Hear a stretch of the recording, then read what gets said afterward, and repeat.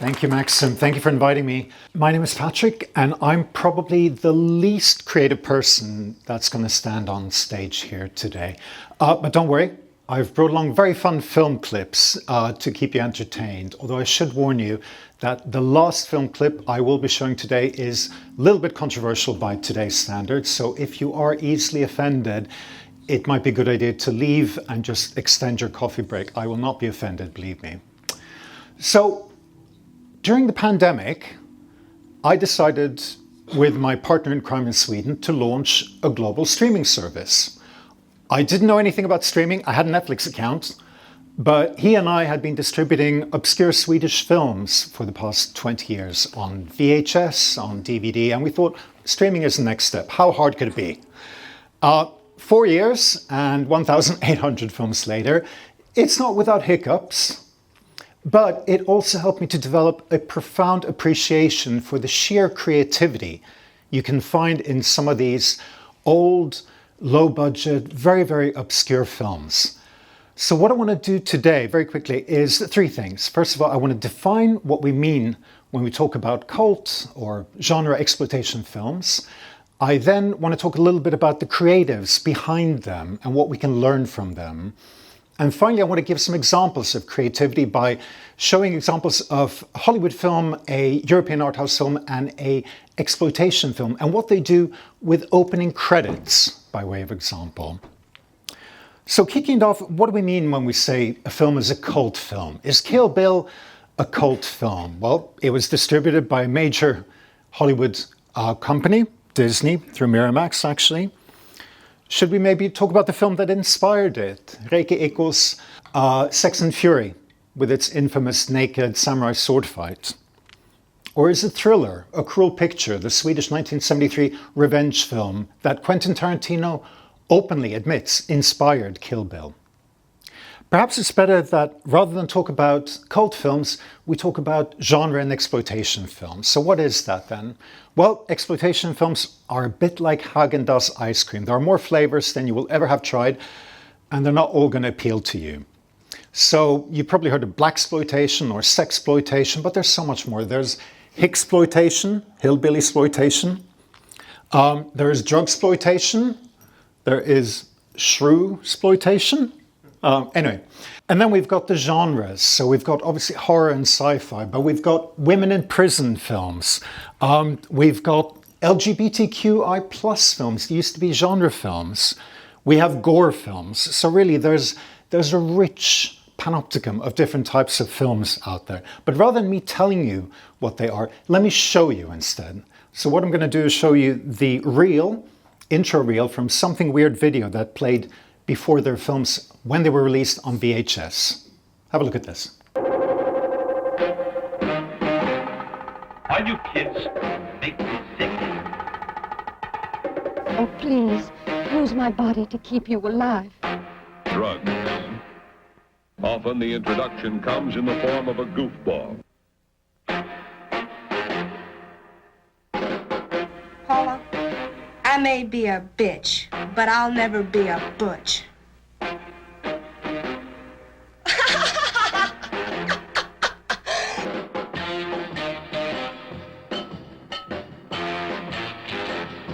You're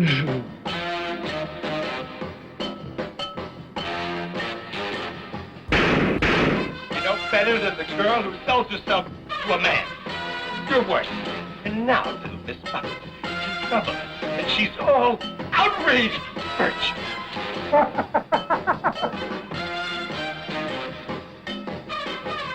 I have a drug here, LSD. Perhaps you've heard of it.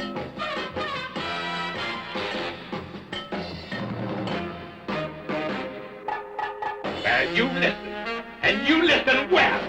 You're damaged merchandise, and this is a fire sale.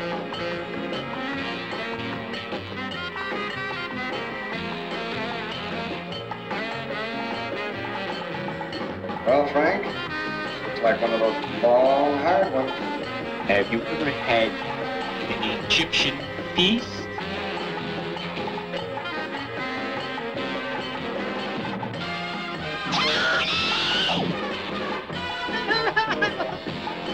Great Frank! Frank! Look at your hand! Our hands are bleeding! It's Montag! He's doing it! Down inside, you're dirty. Do you hear me? Dirty. Dirty is definitely how you feel after watching some of these films. So why am I showing you this? It's not to try to prove that I'm hipper than you because I know of some obscure films. It's to try to make you better filmmakers, for those of you that are. And here comes the practical lesson that Maxim asked for, which is this. Great advice from Pablo Picasso, which is that good artists copy, but really great artists steal. But the question is where you steal it from. So, the substance. It's not a bad film. It's just a very obvious film. It's got a little bit of Cronenberg body horror, a little bit of Lynchian weirdness, and a lot of Stanley Kubrick type of framing. And really, this is what you get when you go to film school and you watch, the Sight and Sound approved canon of top film directors. But you could do so much better. You could steal from better places than just the most obvious ones. And this is what I want to encourage, because it wasn't always like this. So who can tell me what these famous black and white male American directors have in common? Sorry? Roger Corman, indeed. The Pope of Pop, the King of B movies. Indeed, Roger Corman, who died last year, aged 98, director, producer, writer, marketer, genius filmmaker, really. He was the one who gave them their break. Their first films were with Roger Corman. These are not the films that they tend to get left off the resume. So the kind of films you wouldn't remember them for. Boxcar Bertha, Scorsese, anyone? Piranha 2 for James Cameron. But what it enabled them is it enabled them to learn their craft of telling stories very cheaply on a low budget, grabbing people's attention. And there's definitely not enough of that these days. So they were unique. But not all people who worked for Roger Corman or were exploitation filmmakers became famous, or some became infamous. I want to talk about Ed Wood Jr. Anybody heard of him?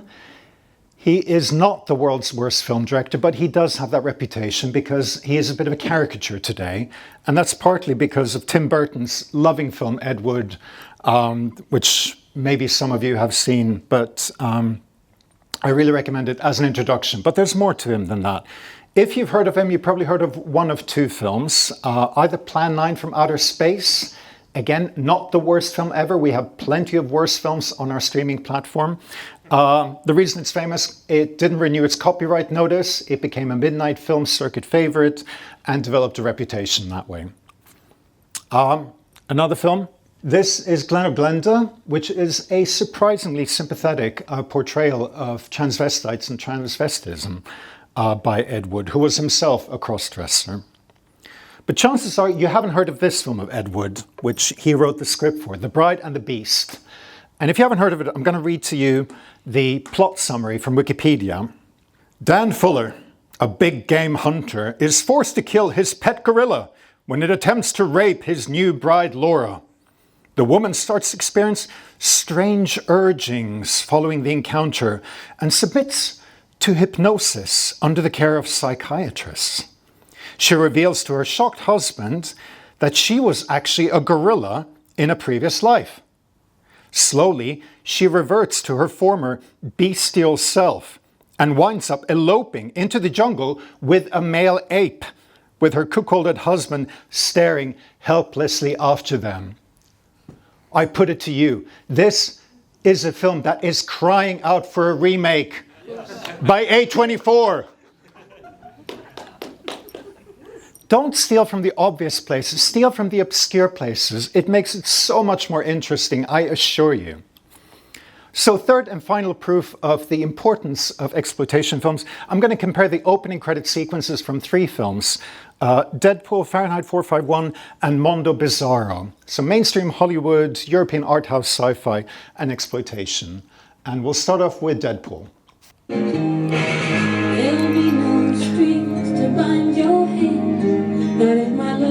So I'm going to talk over it. It's quite original by Hollywood standards. It's an extended tracking shot on a freeze frame. Very VFX heavy, obviously. And the graphics are actually embedded in the physical environment of the film. But it breaks the fourth wall because these are not real credits. Those are not the filmmakers. It's all very tongue-in-cheek. They're really having fun at the expense of the directors and the stars in it, who are completely in on the joke. And we are in on the joke too. So as far as Hollywood goes, I would say that this is pretty much as original as it gets, and that's pretty good. It is an R-rated film, so they can afford to be a bit more outrageous than the typical Lassie kind of film. It gives an idea. We don't have to watch the whole one. So next up, we're going to watch a European art house film, science fiction film actually, which looks something like this. This is Fahrenheit 451 Introduction. An Enterprise Vineyard production. Oscar Werner, Julie Christie. You will notice that there are no credits, because this is a science fiction film about a future in which books are banned, which reading is prescribed, and instead people just watch television.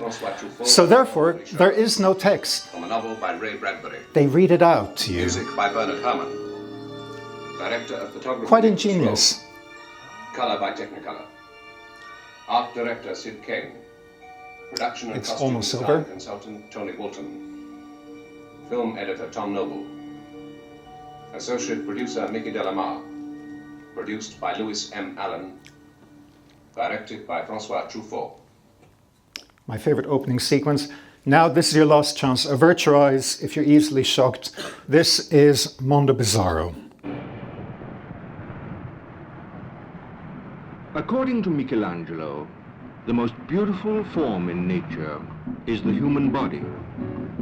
This shop on Chicago's East Side caters to those who would make nature's most beautiful form more beautiful. Our camera is now positioned behind a two-way mirror in the dressing room of this shop. The women you will see have no idea they're being photographed. The mirror does not have the usual black backing, and from our side, which remains in darkness, the mirror functions as a window, while to those in the dressing room, it appears to be a simple mirror.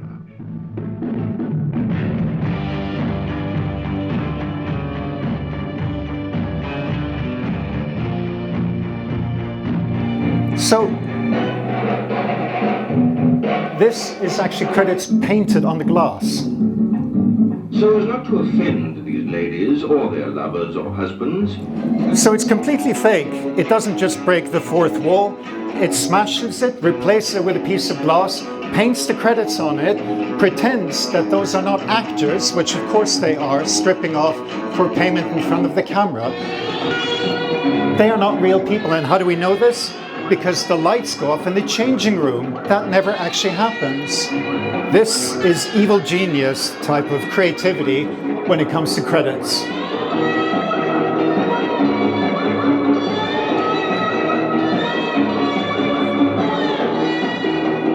And with that, I hope I've entertained you, informed you, and also underwhelmed your expectations of what it means to appreciate the creativity of exploitation and genre film. Thank you very much.